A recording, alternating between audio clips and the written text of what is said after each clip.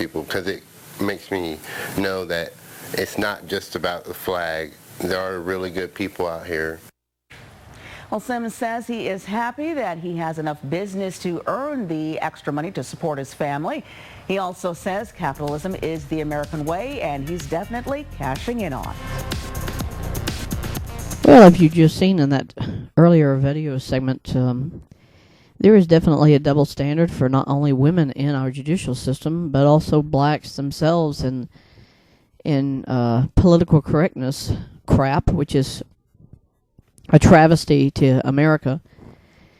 I mean, whatever they do in this country is perfectly legal for them.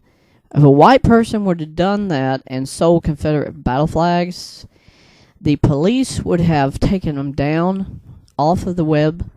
He would have been arrested, and probably he would have been charged with a hate crime because of the fact that he is white, and therefore when people do these things or say anything for the Confederate battle flag or make money, they're in a tizzy. There's a nuclear detonation that goes off in a person's mind who says, well, you're a hate monger, you're a bigot, you're this and that. And in this case, this black man, he had nothing done to him except get free publicity.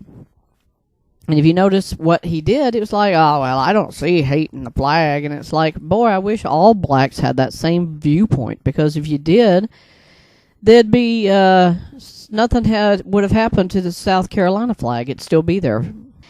And it's a travesty beyond words to say that there's a double standard against certain things, but the consistent, ongoing, stereotypical reaction is that if you're a white man, you're dirt and you're trash and you don't have any place to exist in society. Those who are or were involved in the Confederacy are just being tossed aside. I want to bring it up again. 3 generals who were in the Confederate Army were buried in a Virginia, it was in South Carolina, near Charleston, in a cemetery. The hatred that the blacks are showing towards those who honor the Confederate battle flag, they had these 3 men's bodies desecrated by having them, they were moved. They dug up the body, they moved it, nobody knows where. As far as I'm concerned, if you're going to desecrate somebody's body, that implies they don't care what happens to the person's remains after they dig them up, because that's the level of humanity now. If it offends somebody or a particular race, you're just tossed aside and said, well, the heck with you, whoever you were. But you're going to also upset their spirits too, folks. I mean, when you uproot somebody from where they were buried, they're not at peace anymore. And I hope whoever these generals were that they desecrate their bodies and get rid of, I hope that they haunt those individuals for the rest of their lives, because that is an absolute inhumane thing to do, to get rid of human bodies from a place just because people are so racially incited to hate things that deal with the Confederate subject. I mean, these men were killed 150 years ago, and today they feel, oh well, we don't need them there, and their deaths mean nothing to us. We don't care where you put them, so they get rid of them. Dig them up, throw them away. And this is the kind of crap that's going to continue. Some people are starting to wake up, but not a lot of people. People are still sitting by and playing on their iPhones and texting and playing games, and they just kind of they blot it out when they hear these stories. One day soon, we're all going to be faced with the reality that it's invading your home. It's invading every aspect of your life, where you live, what you do in your home.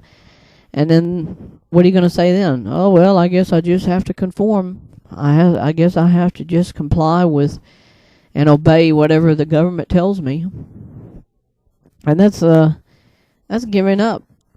That's giving in to socialism. That's giving up on freedom of speech, freedom of expression, freedom of everything. You know, your right of freedom of religion is actually under attack. The First Amendment's guaranteed under the U.S. Constitution, but every time you turn around, when a gay person is unhappy with something that happens to them regarding either a ceremony that they wish an individual to do, if you're an ordained minister, you're not going to ever do such a thing because it's against God's word and it's against his law that the wedding and the marriage of two people is only between a man and a woman, because that's how God created us. And if he had meant it to be any other way, I promise all of you who are homosexuals out there, he would have given everybody nothing. We would all be asexual. That means you would not need a partner. But he didn't do it like that, did he? Stupidity reigns because nobody looks at anything except for me, myself, and I. What matters to me. That's why the civil rights issue is constantly being rehashed in our faces all the time. That blacks have been subjugated for so long. And now they're going after things that, you know, it cannot ease down. It's not going to just die out. Because the more they rehash and the more they bring it up, the more horrible and more hatred there will be incited and created from all of this. And then somebody's going to be thinking, you know, we've unleashed, you know, something that we can't put back into Pandora's box.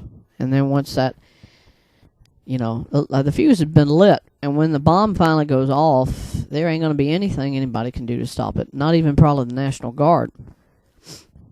People think that the federal government is big enough and large enough militarily that they can control people. And in the last 5 years, there's been a subject brought up which makes a lot of sense today. They've been training men in the military and in secret forces to attack, if not to kill, American citizens. And most of them have said, we will not shoot our own people. And that's what the training was for, to determine who of our military would do this without question. In other words, do they still have brains? Do they still have individuality? Or would they just give up and just shoot without questioning who it is? And a lot of the police and military are still rational human beings who say, you don't kill your own people, you kill the enemy, but you don't kill the wrong people. You don't kill those who aren't murdering, raping, or anything of a heinous nature. But there's a lot of the military who would say, I'd kill people, I wouldn't care what they were. If they were just standing there looking at me and they're not armed, I'd still blow them away.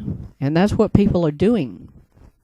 They're shoving hate in people's faces to the point where we're all going to go out and we're going to start doing things even if it doesn't seem rational, because they're pushing you beyond the limit of endurance to say there's no tolerance anymore for anything someone believes in. And that's what the government's doing. Incitement, hatred, and it's not going to end. Not until the blacks get what they want, which is everybody is subjugated unto them. And I say that's probably what this stems from. At the end of the 1860s, when the Civil War ended, the blacks probably felt, we may be free, but we're still subjugated as we were. You know, they had to go out for the first time in their lives and work.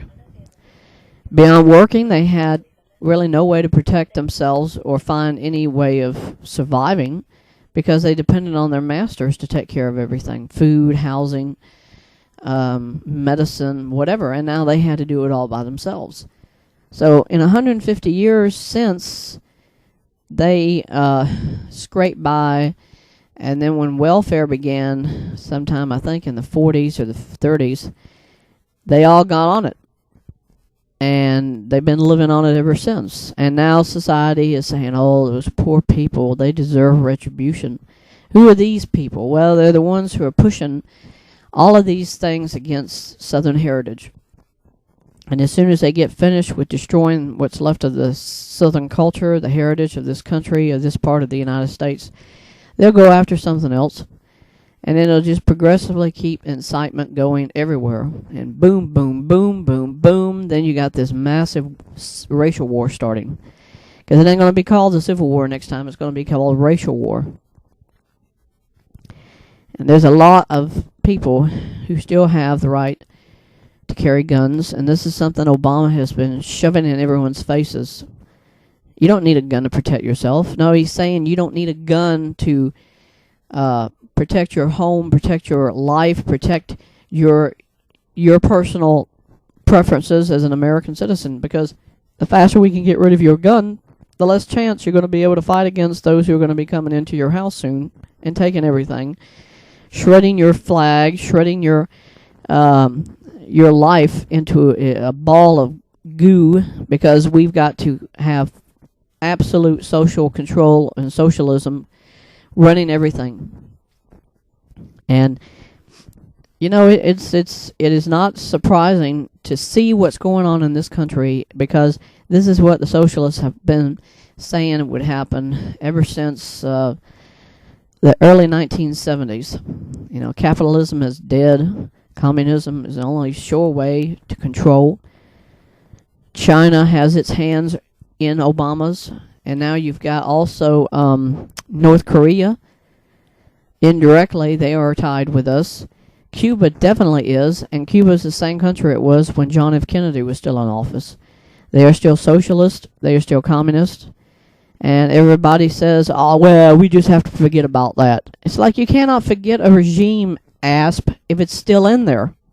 If it's still there and they're still just as pure and just as haughty and just as strong and powerful as they were 50 years ago, you cannot just say, we want to be friends, and they're still there. And then when you ask them, well, how are you going to get rid of that regime, Mr. President? Well, I'm not going to do that. I'm happy with communism just the way it is in Cuba.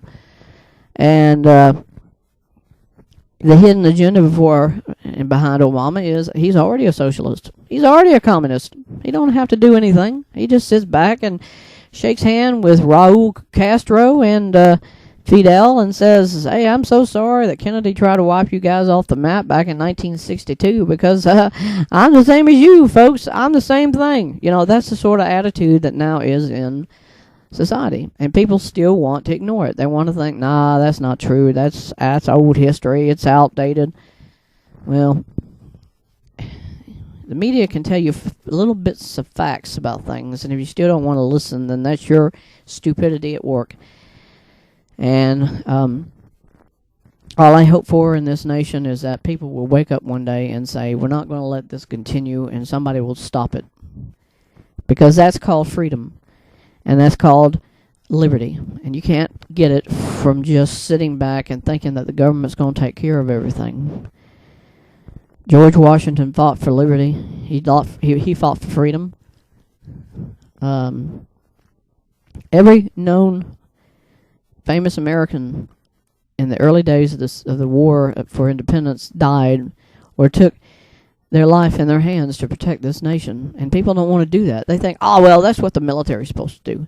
No, it has to do with individual American citizens. People in this country fought for what they believed in. Paul Revere, he was out there yelling for people, the British are coming. He's not down at the military base, folks. He was yelling out to citizens in their homes to get their guns and get out on the streets to protect us against the British who were coming in. And there's no difference between him in the 1770s and us today. We have to stand up and say we will fight for freedom in this nation. And that means stopping tyranny from the White House, from destroying what we still have as our rights and our freedoms. And the Bill of Rights is one of them. The Bill of Rights guarantees certain inalienable rights to everybody. Freedom of speech, freedom of religion, all of that's under attack. And who's behind it? Well, it's Obama. It's probably somebody else even higher, but somebody is attacking everything that our forefathers fought for. And people say, oh, you're outdated. And it's like, well, maybe you don't deserve freedom anymore. Maybe what you deserve is what they have in Moscow and these other countries where socialism already is in full force, maybe you don't deserve it. Maybe you should just say, look, I'm giving up everything I got because you don't need it. You don't deserve it.